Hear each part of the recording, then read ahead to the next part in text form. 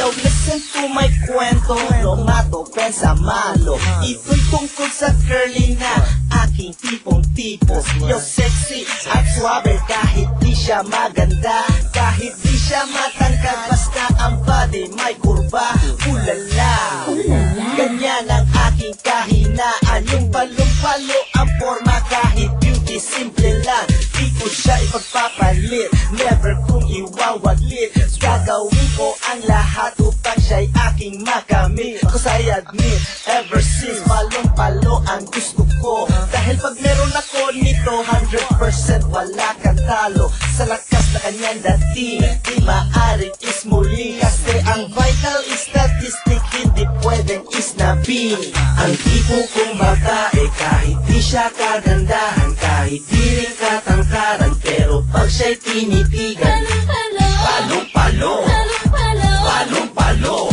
Ang tipo kong babae kahit di siya kagandahan, kahit di rin katangkaran, pero pag siya'y tinitigan, palong-palo, palong-palo. Ang tipo ko sa girl, yung malakas ang sex appeal. Yung bang pag nakita mo, ika'y biglang manggigigil. Ang dating ay very hot, from the bottom to the top. Feeling mo super sarap, mga matay na lalaglag. Siya'y wapak, iwak, no need pang magpa-beauty. Dahil kahit anong suot, lumalabas ang pagka-sexy. Ganyan kaswabe at grabe, kakawala siya ng antok. Malamang pag siyang katok, ako'y magiging marupok. It's because palong-palo talaga ang aking type. Pag may fanpage siya, ako ang unang magla-like. All day and night, sa lahat ng site, isi-search ko ang name niya. Kasi ang makilala siya, ako ay super happy na. Ang tipo kong babae kahit di siya kagandahan, kahit di rin katangkaran, pero pag siya'y tinitigan, palong-palo, palong-palo.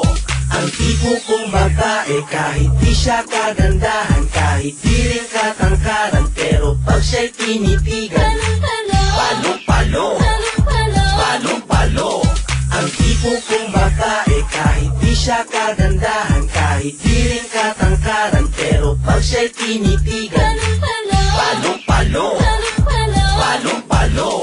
Ang tipo kong babae kahit di siya kagandahan, kahit di rin katangkaran, pero pag siya'y tinitigan, palong-palo, palong-palo, palong-palo.